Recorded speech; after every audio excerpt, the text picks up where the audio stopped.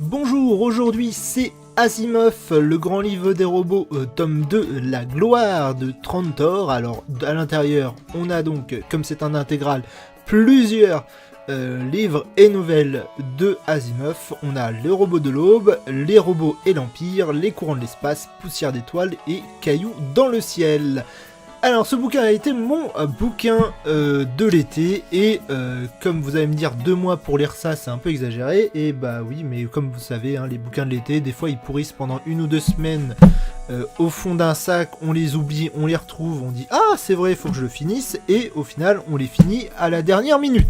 Bref, Asimov, pourquoi j'avais choisi Asimov? Parce qu'il y a une raison particulière au fait que j'ai choisi Asimov, c'est que déjà j'avais envie de découvrir un classique que j'avais jamais lu, et Asimov j'en avais jamais lu, et en plus j'avais des préjugés autour de Asimov que je voulais essayer de voir, de confronter à la réalité. Le premier, c'était que évidemment il était l'inventeur des 3 lois, mais des 3 lois de la robotique, mais dans beaucoup de films que j'ai vus, même intellectuellement tout seul, on peut se rendre compte que ces lois ont des limites, ont des défauts, et évidemment, dans l'imaginaire collectif, Asimov n'a pas réfléchi aux limites de ces 3 lois. Déjà, ça, premier préjugé, c'était complètement faux. Hein. Le robot et l'Empire, tout le thème principal du bouquin Les robots et l'Empire, c'est justement les limites des 3 lois. Donc déjà, Asimov avait lui-même réfléchi aux limites et défauts de ces 3 lois, donc ça, premier préjugé cassé. Deuxième préjugé, Asimov c'est de la science-fiction, et là c'était peut-être un préjugé personnel.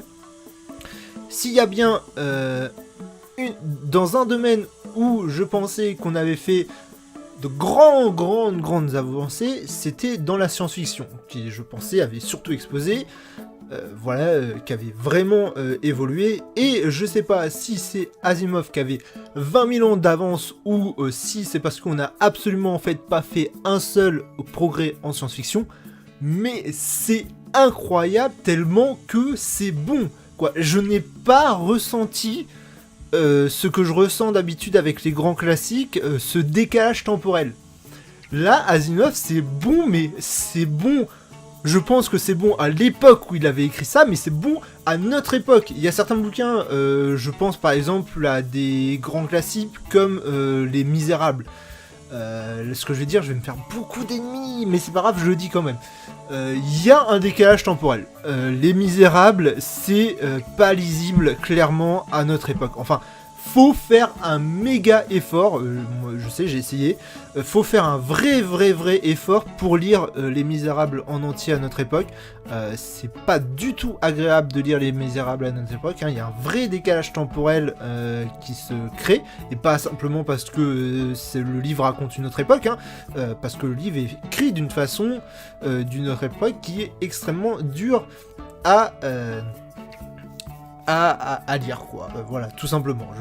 Moi, il y a plein de grands classiques comme ça où on ressent un décalage temporel qui est extrêmement désagréable. Dans Asimov, pas du tout. Alors, c'est sûr qu'il y a moins de décalage que certains grands classiques, puisque Asimov, voilà, c'est années 50, années 80. Mais quand même, j'ai été ébahi à quel point ça pourrait être écrit maintenant, quoi. Je veux dire, à part quelques petits détails qui fait qu'on sent qu'on est dans les années 80 ou 50, vraiment, sinon c'est incroyable tellement que ça aurait pu être écrit maintenant. Bref, comme vous l'avez compris, je vais commencer par le plus important. Je l'ai déjà dit, c'est absolument, complètement, incroyablement extraordinaire. C'est fou tellement que c'est bon. J'en suis ébahi, vraiment. Je m'attendais pas à une telle qualité.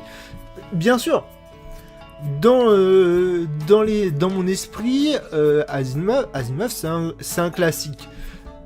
Et donc il y a forcément des raisons pour que les œuvres deviennent des classiques. Mais si vous êtes comme moi, les classiques vous les avez surtout lus au lycée. Et au lycée et au collège. Et c'est vrai que beaucoup de livres qu'on nous présente comme des classiques, je les ai trouvés fort décevants. C'était pas mauvais, mais c'était dur de voir en quoi c'était des classiques. Surtout que, en fait, la plupart, au-delà d'être vraiment des classiques, c'était des précurseurs, en fait. Et être un précurseur et être culte, être classique, culte et précurseur, c'est pas la différence. Et des fois, j'avais cette impression au lycée, au collège, en français, que il y avait il y avait les professeurs, je le disais pas, hein, mais j'avais l'impression que les professeurs arrivaient pas à faire la différence entre précurseur et classique. C'est un avis personnel que je n'exprime pas souvent parce que voilà, il est pas très populaire, mais là on n'est pas dans ce cas-là, hein. Clairement Asimov il a c'est un classique de la science-fiction et c'en est clairement un, à tel point c'est bon, à tel point que je pense c'est intemporel. Le bouquin sera encore bon dans 20 000 ans, il y a des chances, c'est incroyable. Pourquoi c'est bon? Il va falloir peut-être que je l'explique un peu quand même, je pense, même si je dois rien à personne sur ce coup-là, hein. Si je trouve ça bon, c'est bon. Ces vidéos-là sont pas là pour ça, mais je vais faire un rapide tour de ce qu'on a. On a donc les robots de l'aube et les robots et l'Empire, qui sont donc 2 livres complets, hein. C'est ce qu'on peut appeler ça des bouquins. Là on est dans un intégral et dedans il y a 2 bouquins et donc 3 nouvelles que sont les courants de l'espace, Poussière d'étoiles et Cailloux dans le ciel. Les robots de l'aube et les robots de l'Empire se suivent. C'est deux qui se passent en peu de temps, je veux dire en peu de temps sur la science-fiction, hein. Il y a, entre les robots de l'aube et les robots de l'Empire, il y a presque 200 ans de différence au niveau temporel, mais dans l'histoire, hein. Sinon il y a 3 ans de différence, hein. Asimov a dû écrire les robots de l'aube en 82 et 85 pour les robots de l'Empire. Mais dans l'histoire il y a 200 ans de différence, mais en fait dans la science-fiction c'est que dalle, 200 ans de différence, hein, entre les deux, et on retrouve des personnages des robots de l'aube dans les robots et l'Empire. Donc ça se suit, ça a une trame, c'est un background qui est le même, et c'est pourtant 2 choses différentes, hein. Les robots de l'aube, les robots et l'Empire, comme je l'ai dit, réfléchit principalement sur les 3 lois de la robotique, et le fait à travers un peu plus un roman d'action, quoi. Il y a plus d'action que dans les robots de l'aube, hein. Les robots de l'aube, c'est un film noir. Vous savez ce que c'est, hein, le film noir, hein, le Faucon Maltais, etc. Cette figure de l'enquêteur, de la jeune femme aux prises avec la police qui a des problèmes, etc. Les robots de l'aube, c'est ça, c'est une enquête passionnante au possible, hein, dans un univers extrêmement intéressant. Et Jacques, qui est l'enquêteur, il est rentré dans mon top 10 de mes personnages préférés dès le départ, hein, les 2 robots qui l'accompagnent, Daniel et Giscard aussi, mais Giscard, je sais pas comment il se prononce le nom, hein. Je prononce Giscard parce que ça m'a fait drôle, parce que quand j'ai lu la première fois son nom, ça m'a fait penser bien sûr à notre président, et j'ai pris l'habitude de prononcer Giscard pour le nom du 2e robot, ce qui ne doit pas être la bonne prononciation, mais je m'en fous, ça me fait beaucoup rire de l'appeler Giscard. Donc,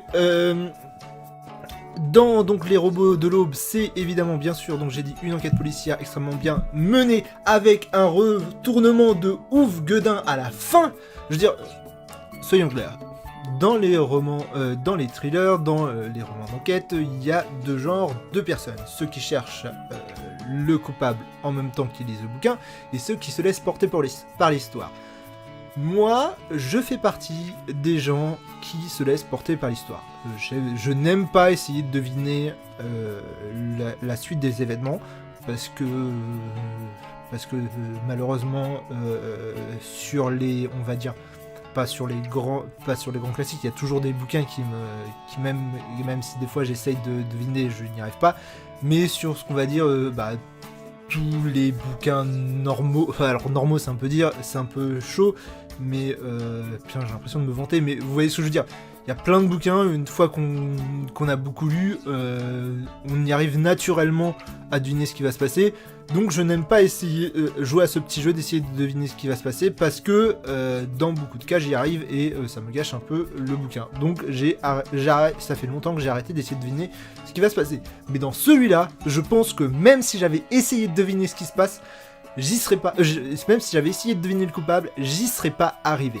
Il met en place des choses pour nous éviter de trouver le coupable qui sont excellentes. Il y a certaines scènes, et je vais pas vous donner le nom du coupable pour pas gâcher le truc, mais vraiment, il y a certaines scènes, elles sont en 2 parties, je veux dire, ouais, ça on le remarque après avoir lu le bouquin, hein, ou quand on a, sur la réflexion finale, quand on a l'élément, quand on a le dernier élément de l'intrigue, quand on a le nom du coupable, ça nous fait voir le bouquin sous un nouveau jour, et il y a plein d'autres scènes qui prennent d'autres sens. Et on se rend compte que certaines scènes sont construites sur deux plans. Il y a le plan de ce qu'on pense être des choses insignifiantes, et le plan des choses qui nous fait continuer l'enquête, qui nous donne des indices pour continuer l'enquête.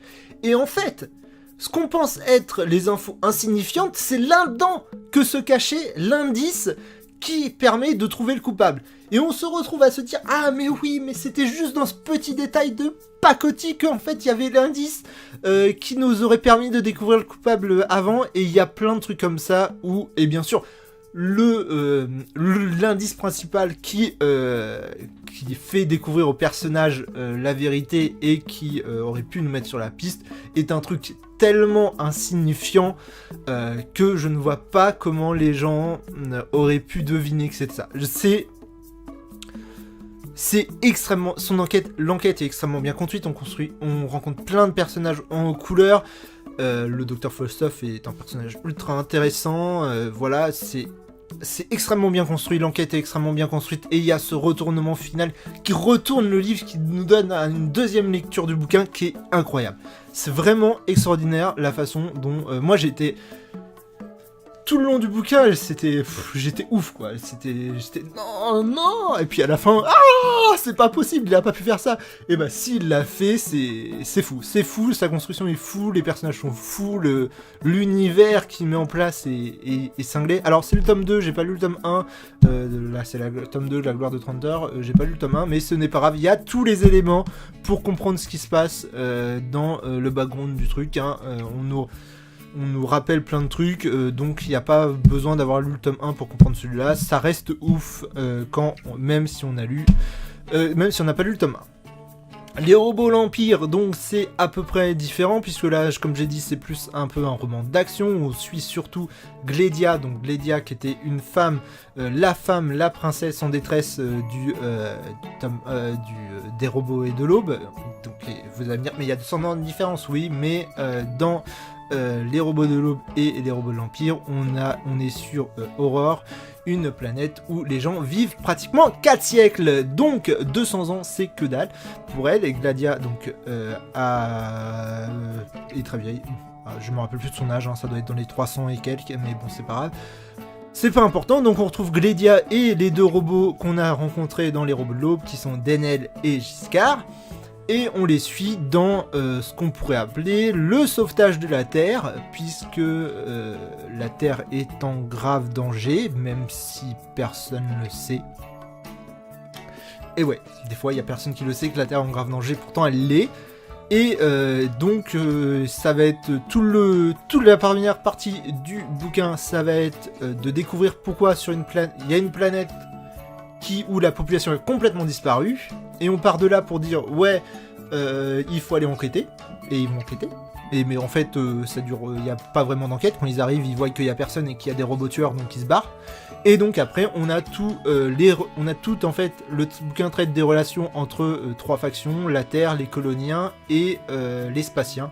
Les Spatiens sont un peu dans la merde, ils sont en régression vachement, et donc ils en veulent un peu à la Terre, et donc une poignée, non, ils sont 3, il y a 3, ouais ils sont 2, il y a 2 Spatiens de la planète Horreur qui décident de fomenter un complot contre la Terre et de la détruire, et donc Giscard et Danel vont essayer de contrer tout ça, et Gladia, elle, son excuse, enfin l'excuse, enfin c'est pas vraiment une excuse, mais elle, son but, c'est de ramener la paix entre la Terre, les Spatiens et les Coloniens, sauf que en fait, en sous-main, elle le sait pas, elle est, on va dire, innocente de tout le complot qu'il y a autour d'elle. Elle veut juste ramener la paix, mais comme elle promène Daniel et Giscard à travers la galaxie, Daniel et Giscard vont en profiter pour évidemment essayer de sauver la planète. Et comme il y a des humains à qui il faudra peut-être faire mal, etc., il y a plein de questions autour des 3 lois de la robotique qui se posent pour Daniel et Giscard, qui sont des robots extrêmement évolués, et tous les raisonnements qui sont autour des 3 lois sont extrêmement intéressantes. Il y a aussi la scène finale que je ne vous spoilerai pas parce qu'il faut vraiment lire, où là l'auteur fait un truc de malade, je trouve. C'est assez incroyable, enfin c'est pas incroyable, mais quand je l'ai lu j'étais waouh. C'est à la fin, il y a tout un discours de la part de l'auteur, enfin qui fait parler ses personnages, mais il y a un discours qui se dégage de la confrontation finale, et donc on a l'impression que c'est on va dire la thèse de l'auteur qui émerge. On a l'impression de comprendre ce que voulait nous dire l'auteur, et là, l'auteur fait quelque chose au robot Giscard, je vais pas vous dire quoi, qui remet en cause cette thèse. Et ça, je trouve ça assez extraordinaire. Ça veut dire qu'il se sert de ces personnages pour faire émerger une thèse de son histoire, une explication de son histoire, une vision qu'il a du monde de son histoire, et il se sert juste après d'un de ces personnages, pas pour le dire clairement, mais pour nous faire comprendre à l'auteur, faites gaffe, ce que j'ai dit juste avant, c'est peut-être complètement de la merde. Et j'ai trouvé ça, cette façon de faire assez cool. Sur la fin, de toute façon, la confrontation finale était passée. Ce qui arrive à Giscard est assez secondaire, puisque bon, ça permet de lancer d'autres choses, je pense. Faudrait lire la suite pour savoir ce qui se passe après. Mais c'était bien cool cette petite utilisation de faire émerger comme ça une explication, et puis d'utiliser un de ces personnages pour dire non mais faites gaffe, hein, par contre j'ai peut-être dit de la merde. Donc c'était cool. Les courants de l'espace sont donc, comme j'ai dit, ne sont pas en lien avec les robots de l'Aube et les robots de l'Empire, ou alors je connais pas assez l'univers de Asimov pour dire si c'est exactement s'il y a des liens.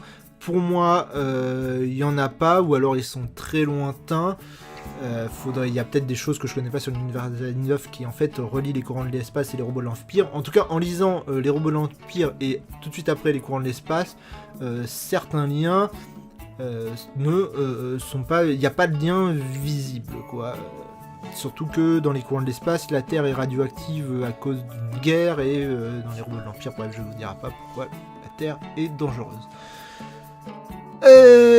Donc les courants de l'espace,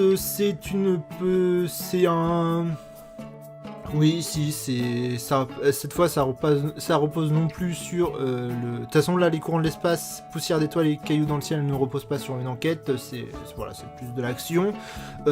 Les courants de l'espace, on est sur un mec complètement amnésique, mais pas amnésique genre je sais pas où je suis, amnésique genre je sais pas comment manger, je sais pas comment marcher, ce qui est assez embêtant pour lui. Il retrouve la mémoire au fur et à mesure, et on découvre qu'il a été rendu amnésique parce qu'il avait découvert que la planète sur laquelle il se trouvait allait être détruite, ce qui ne plaît pas à la caste dominante, les Sactes, puisque les Sactes se servent de la planète sur laquelle il est pour cultiver du krat, qui est une plante qui ne pousse que sur cette planète et qui leur assure un revenu plus que confortable, puisque ça leur permet d'être assez riches pour repousser leur intégration dans l'Empire de Trentor, puisqu'ils sont à la marge de l'Empire de Trentor, qui est en train de tout conquérir, et grâce à leur fortune et le fait qu'ils contrôlent la seule planète qui produise du krat, et ça leur permet de tenir éloigné les ambitions de l'Empire de Trentor. Donc évidemment, on a donc évidemment dès que le scientifique qui était amnésique commence à retrouver ses souvenirs, se met en place une course-poursuite autour de lui pour qui le récupérera et qui utilisera ses connaissances à quelle fin. Et on découvre donc on découvre grâce à ça tout ce qui se passe, qui est l'Empire de Traitor, qui sont les Sark, comment se passe la vie sur cette planète, surtout au début, et c'est cool. Le début est un peu lent, mais au bout d'un moment, quand l'action s'enclenche, il y a des retournements de situation, il y a retournement de situation sur retournement de situation. Étant donné que c'est une nouvelle, donc c'est plus court, il étire pas son récit. Hein, des fois, on saute. Il y a des fois, on se retrouve autre part. Il s'est passé 2-3 jours, quelques semaines. On se retrouve face aux événements qui viennent de se passer. On se dit quoi? Ah bon, d'accord. Il y a cet effet-là des fois. Hein, il y a quoi? Puis des fois il revient. Je veux dire, il y a un moment, il finit son chapitre sur le fait que l'un des personnages s'est fait prendre. Alors on se dit mince, on l'avait quitté, il avait l'air complètement cool, et là il vient de se faire arrêter. Qu'est-ce qui s'est passé? Et puis au final, il nous explique dans le chapitre d'après, il nous explique comment il s'est fait arrêter. Mais bon, il y a des fois où il explique pas comment sont arrivés les événements. Mais c'est pas grave. Ça permet de fluidifier le récit et c'est très cool. On suit des événements comme ça de bout en bout, les retournements de situation de bout en bout, jusqu'au retournement final, qui est un poil décevant. Je dois l'avouer. Sur les courants de l'espace, le bouquin est cool. Hein. C'est vraiment cool. Le fait, il y a un personnage par exemple, j'ai adoré son arc, on va dire, son histoire à lui, puisque il a un poste pas très important, il est prud'homme dans un village, ça veut dire qu'il est maire du village, et donc il va comme ça, pour échapper à la police, il va d'abord assassiner un policier pour lui prendre son costume, et puis après il va assassiner un citoyen Sark pour prendre son costume. Il y a tout ce truc où il devient limite un caméléon, et c'est assez drôle. Pour le retournement final en plus, ce qui est assez drôle. Non, en plus, ce qui est bien dans les courants de l'espace, on suit, j'ai adoré, on suit le chef suprême, Fif, alors son nom de famille c'est Fif, je me rappelle plus de son prénom, bref, Fif, qui est celui qui est le plus riche et qui contrôle un peu le Conseil des 5, c'est le Conseil des 5, je l'appelle comme ça, parce que c'est les 5 qui contrôlent un peu la planète. Et donc à la mainmise plutôt, c'est lui qui a le plus d'influence quoi, Fif, et à un moment donné, alors qu'on a l'impression que les événements, nous quand on lit le récit, on a l'impression que les événements se passent de manière complètement désordonnée, c'est vraiment du hasard pur et dur ce qui se passe il y a des personnages qui se croisent, qui auraient jamais dû se croiser, mais ils se croisent, et donc alors dans le bouquin c'est un hasard pur, et là on se retrouve dans le bureau de Fif, donc il y a des espions sur la planète, et qui a donc tous les événements sous la main, et là il sort une théorie, mais un truc pour relier tout, comme quoi les rencontres entre les personnages c'est fait exprès, tout ça, on retrouve ça dans Caillou dans le ciel, ce qui me fait très marrer. C'est assez marrant, des événements qui se sont passés complètement au hasard, et là t'as Fif qui va peut-être perdre le contrôle de sa planète, la planète va peut-être même exploser, et qui fait le lien entre des événements qui n'ont rien à voir. Bref, le bouquin est assez cool, jusqu'à la révélation finale, comme j'ai dit, qui est un peu faible. Je m'y attendais pas, puisque comme j'ai dit, moi je me laisse porter par le récit, mais quand je l'ai... En fait, on va comparer à le Robot et l'Aube. Le Robot et l'Aube, la révélation finale fait sonner le récit sous un nouveau jour, éclaire le récit sous un nouveau jour. T'as la révélation finale et tu dis mais c'est pour ça qu'à tel moment il y a eu ça. Dans les courants de l'espace, t'as la révélation finale et tu te dis ah ouais, d'accord, ok, il n'y a pas de nouveau jour le récit est toujours le même, c'est juste en fait ce qui a déclenché les événements, la révélation finale change ce qui a déclenché les événements en fait. Mais sinon pour l'histoire en elle-même, ça change rien quoi. Et même je veux dire, on n'aurait pas su La révélation finale, elle serait pas là, ça aurait changé pas grand chose à la conclusion, puisque en fait la révélation finale c'est surtout qui a rendu amnésique le scientifique et donc qui a déclenché tous les événements qui sont passés dans le bouquin. Et au final, quand on le sait, on se dit ah ouais, et ça change quoi? Et bah ça change rien. Au final, les événements ils sont déroulés et la conclusion serait la même, puisque la fin de la planète repose sur les données du scientifique, et les données du scientifique il les aurait eues, et ça repose aussi sur le fait que maintenant, en fait, le crit, comme j'ai dit, n'est produit que sur une seule planète, et grâce à des données qu'on a du scientifique qui avait perdu la mémoire, on va pouvoir faire du crit dans d'autres planètes, et donc le monopole du crit s'effrite, et donc voilà, la planète est évacuée, alors, comme elle va bientôt exploser, la planète est évacuée, on s'en fout d'arrêter le crit sur la planète, d'enterrer le fait qu'elle va exploser, puisque de toute façon on va pouvoir en cultiver ailleurs, donc il y a évacuation de la planète, blabla, mais honnêtement, que ça soit un tel ou un tel qui avait rendu le mec amnésique, on s'en fout un peu. Bref, c'est pas trop grave, puisque le bouquin en lui-même est vraiment cool à suivre, on suit les personnages avec intérêt, et ça c'est le plus important. Donc voilà, une révélation finale un peu faible, mais c'est pas grave. Au niveau de Poussière d'étoiles, c'est très marrant. Enfin, c'est pas marrant, c'est assez grave ce qui se passe dans Poussière d'étoiles, hein. Je veux dire, on est sur un secteur, la nébuleuse de la tête de cheval, qui est contrôlée par une faction qui s'appelle les Tyrannies, et donc bien sûr en face la résistance s'organise, et on suit donc le fils du ranger de je sais plus où. En fait, ranger c'est un peu le terme de roi de cette planète là, et donc son père, au prince, est assassiné par les tyrannies, enfin pas assassiné, il est jugé, blabla, parce que c'est un traître, etc. Bref, vous voyez ce que c'est une dictature, hein. Et donc s'ensuit la fuite du jeune prince, on va dire, on peut l'appeler comme ça, et il se retrouve sur une autre planète qui est complètement à la solde des tyrannies, et où il rencontre évidemment sa princesse. Et là on a tout le roman d'action où la princesse et le prince vont se tourner autour déjà au départ, mais aussi chercher ce qui serait une base rebelle,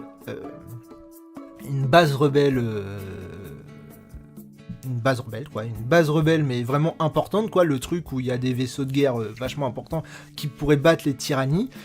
Et donc il y a cette course-poursuite entre la prince et la princesse et un officier tyrannie. L'officier tyrannie les suit. En fait, c'est pas vraiment une course-poursuite, puisqu'il les suit pour qu'il l'emmène jusqu'à la base rebelle. Au final, il n'y a pas vraiment de base rebelle, ou est-ce qu'il y en a une? Suspense. En tout cas, à la fin, c'est une fin que j'apprécie beaucoup sur la poussière. Putain, quand je vois le temps que ça y est, faut que j'accélère. Donc, on parlera juste de la fin qui est vachement intéressante, puisque c'est une fin en demi-teinte, puisque sur les personnages principaux, donc je vais vous parler du prince et de la princesse, donc ils sont accompagnés de l'oncle de la princesse. L'oncle de la princesse meurt, ce qui est un peu embêtant. Et le prince et la princesse, dans un certain sens, échouent et se retrouvent donc, les tyrannies les libèrent, ils vont pouvoir se marier, ça c'est cool, mais ils vont être coincés sur la planète de la princesse, dans le sens où les tyrannies vont les tenir à l'œil, et ils pourront plus... ils pourront plus participer à la résistance, ils pourront plus essayer de fourmenter un complot, puisqu'ils seront sous surveillance extrême. Donc il y a ce double... se dire, attends, oui, d'accord, ils ont survécu, mais ils sont prisonniers de leur planète maintenant. Pas pour longtemps, hein, puisque il y a toute la révélation sur les rebelles, mais ça, j'en en parlerai pas. En tout cas, nous, on suit on connaît le sort des rebelles principalement à la fin du bouquin, et on suit principalement l'histoire du prince et la princesse, ce qui est très intéressante, hein, faut pas croire, hein, c'est pas à nier, hein, l'histoire d'amour, elle tient sur 2 pages en tout dans le bouquin, hein, De toute façon, c'est une nouvelle, elle est assez courte, donc il n'y a pas de développement sur ça. Le développement, il est surtout sur comment trouver les rebelles, qui sont-ils, etc. Donc, à lire, hein, de toute façon, c'est dans le même bouquin, donc c'est dans le même intégral, donc il n'y a pas à hésiter. Et Caillou, juste dans Poussière d'étoiles, il y a un truc vachement intéressant, c'est qu'à la fin, on apprend sur quoi se repose la rébellion. Et c'est extrêmement drôle parce qu'en fait la rébellion a été créée parce qu'ils ont retrouvé un vieux document sur Terre qui leur a redonné la motivation, on va dire, pour combattre les tyrannies. Et ce document, c'est la Constitution des États-Unis. Ouais, vous aussi, je suis sûr que vous êtes en train de rire là, parce que quand on voit à quel point c'est la merde aux États-Unis en ce moment, on se dit putain, ouais, la Constitution des États-Unis, c'est pas la meilleure chose pour se battre. En fait, on se rend compte que les rebelles veulent instaurer une démocratie, et c'est assez drôle parce qu'on sait à quel point actuellement la démocratie n'est pas ultra efficace. Bref, c'était tout pour la poussière d'étoiles, les cailloux dans le ciel maintenant. Alors, cailloux dans le ciel, c'est assez différent, puisque là, il y a du voyage dans le temps. Et ça, c'est ultra cool. Alors, Caillou dans le ciel, c'est le dernier, et c'est le moins bon. C'est le moins bon, mais c'est aussi le plus court, donc à la rigueur, c'est pas trop grave. Mais c'est le moins bon dans le bon, hein. Je veux dire, il reste très bien quand même. On est donc en 1949, et un tailleur à la retraite marche dans la rue. Il y a une expérience qui tourne mal loin de lui, mais il se fait quand même toucher par l'onde de choc de l'expérience et se retrouve propulsé loin dans le futur. Vous comprenez que c'est un peu embêtant. Il arrive évidemment à un moment donné où la Terre complote contre le reste de l'Empire pour le détruire. Et il arrive un peu à un moment où, il arrive au moment où il est le grain de sable qui va déclencher tous les événements. Il sert ce vieux qui vient du passé sert de prétexte pour être le grain de sable dans la machine bien muselée des comploteurs et qui va permettre aussi à l'Empire de commencer à se douter qu'il se passe quelque chose. Il sert de grain de sable, quoi. Il n'a pas plus d'importance. Enfin, si, il a un peu plus d'importance que ça dans le récit. Et il sert de grain de sable. Et il y a même un moment où il sert aussi pour une expérience pour augmenter ses facultés intellectuelles. Ce qui lui permettra d'être à la fin le Deus Ex Machina. Et c'est sur ce point-là que Caillou dans le ciel est un peu faible. C'est que la fin repose clairement sur un Deus Ex Machina. Ça veut dire que on est à la confrontation finale. Tous les événements, tout ce qui se passe est logique avec ce qui s'est passé avant dans le récit. Ça veut dire que les gentils perdent. Ça veut dire que dans la confrontation finale, c'est simple. T'as le méchant comploteur de la Terre, t'as les gentils qui ont réussi à capturer le chef de la Terre, et donc qui se retrouvent face aux représentants de l'Empire, et donc ils doivent convaincre le représentant de l'Empire que oui, ce monsieur qui est un haut dignitaire du gouvernement local de la Terre est un comploteur et d'un traître, sauf que le mec, le représentant de la Terre, il lui faut des preuves, et en plus capturer comme ça un haut dignitaire terrien, et ça risque de créer des émeutes, et donc lui il est un peu entre deux culs, merde, il veut pas d'émeutes sur Terre, mais est-ce que c'est vraiment un traître et tout ça? Sauf que les gentils ont pas de preuves, ils peuvent pas donner de preuves, donc ils perdent. Voilà, ils ont perdu. Ça arrive des fois. Alors là, on se dit, ça se trouve, ce truc-là, c'est les cailloux dans l'espace, c'est juste une première nouvelle qui lance un autre bouquin. Et non, puisque après ce qu'on appellerait leur H, arrive donc le comploteur est ultra content. J'ai gagné.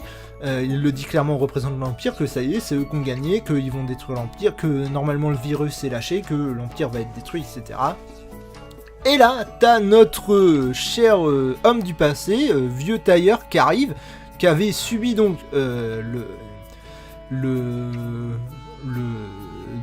l'augmentation de son cerveau, et qui donc, on le savait déjà un peu avant le récit, mais qui a développé des pouvoirs psychiques de télépathie. Et donc il rentre dans le bureau du représentant de l'Empire, et il fait « Non mais c'est bon, j'ai tout réglé. Cette nuit, vous voyez, quand je me suis barré, en fait, j'ai tout réglé. Y a plus de problème. Le virus, il a pas été lancé, c'est bon. » Et ça, même si on sait qu'il a des pouvoirs psychiques, c'est amené d'une façon, on a l'impression que c'est un Deus Ex Machina, tu vois. C'est genre, non, mais c'est bon, j'ai réglé le problème, quoi. Je suis allé en avion là-bas, et puis avec un bombardier, et puis on a bombardé le truc, et puis voilà, c'est fini, quoi. Non, c'est bon, vous inquiétez pas, y a pas de problème, hein, c'est bon. Et voilà, tu dis, quoi? Non, mais y a même pas 2 pages, tu maîtrisais à peine tes pouvoirs. Même si on nous donne une pseudo-explication pour comment il a réussi, non, tu maîtrisais à peine tes pouvoirs, il venait à peine de les avoir, tu les maîtrisais à peine, non, tu peux pas aller bombarder une place. En plus, je veux dire, la base, elle est à Saint-Louis, qui s'appelle plus Saint-Louis, puisqu'on est loin dans le passé. Et il nous fait, ouais, non, mais j'ai réussi à trouver la base, parce que c'était au confluent de 2 fleuves, et puis on avait une ville dans le passé qui s'appelait Saint-Louis, et puis je me suis dit, ouais, c'est peut-être là. Non, je veux dire, des villes au confluent de 2 fleuves, je suis sûr qu'il y en a plein, alors oui, c'est sûr, on pense d'abord à la première, à la plus grande Saint-Louis, mais même, je veux dire, ça fait un peu Deus Ex Machina, le mec qui arrive et qui dit, ouais, non, mais c'est bon, j'ai tout réglé, yeah. Et en plus, juste après, alors là, je sais pas, c'est extrêmement drôle, enfin, c'est pas extrêmement drôle, mais ça m'a fait sourire, dans Poussière d'étoiles, comme je vous l'ai dit, la victoire est en demi-teinte, alors que dans Caillou dans le ciel, mais c'est happy end, mais genre happy, ça veut dire que les 2 amoureux du bouquin se marient, alors qu'ils sont 2... faut savoir que dans le bouquin, les Terriens et donc le reste de l'Empire, ils s'aiment pas, mais vraiment, genre, il y a du racisme, il y a des trucs comme ça, et bien sûr, il y a 2 des héros, Paula et le docteur, je sais plus, Dalving. Dalving vient de l'Empire, d'une partie de l'Empire qui est ultra raciste, et Paula, donc, qui est une Terrienne, et bien sûr, à la fin, ils se marient. Donc déjà, j'ai envie de dire, ouais, ça c'est un beau happy end, d'accord, ok, mais l'auteur enfonce le clou déjà. Déjà, à un moment donné, donc il y a ce truc de les gentils avaient perdu, mais il y a le Deus Ex Machina qui arrive et bim, ils ont gagné. En plus, t'as le mariage entre Paula et Dalving, et en plus, il rajoute un truc, ça veut dire que genre, l'Empire décide de pardonner à la Terre et d'envoyer plein de trucs à la Terre pour qu'elle soit plus radioactive. Alors que ça faisait au moins 200 ans que la Terre demandait la même chose et que ça leur était pas accordé.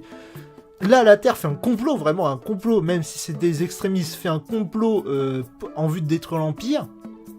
Et la planète est ultra récompensée au-delà de ce qu'on pourrait croire. Je veux dire, à la rigueur, il m'aurait dit, oui, l'Empire pardonne à la Terre, on fait comme si que le complot a jamais existé, je veux bien. Mais là, ils vont jusqu'à les aider financièrement et à prêter du matériel lourd pour redonner à la Terre une nouvelle vie, de façon assez...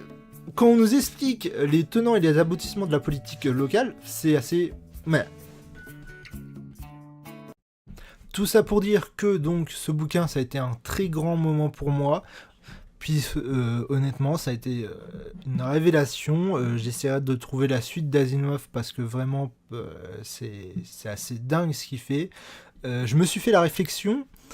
Aussi, une autre réflexion, c'est que je comprends pas pourquoi certains de ses œuvres ne sont toujours pas adaptées au cinéma. Puisque, par exemple, si Les Courants de l'espace, Poussière d'étoiles et Cailloux dans le ciel sont, je peux comprendre, difficilement adaptables. Enfin, difficilement. De nos jours, non. Mais... ont quelques conditions à être adaptées, faut un budget vraiment conséquent. Du moins, Les Robots de l'Aube est vraiment un bouquin qui pourrait être très facilement adaptable, surtout de nos jours, je veux dire, encore plus de nos jours.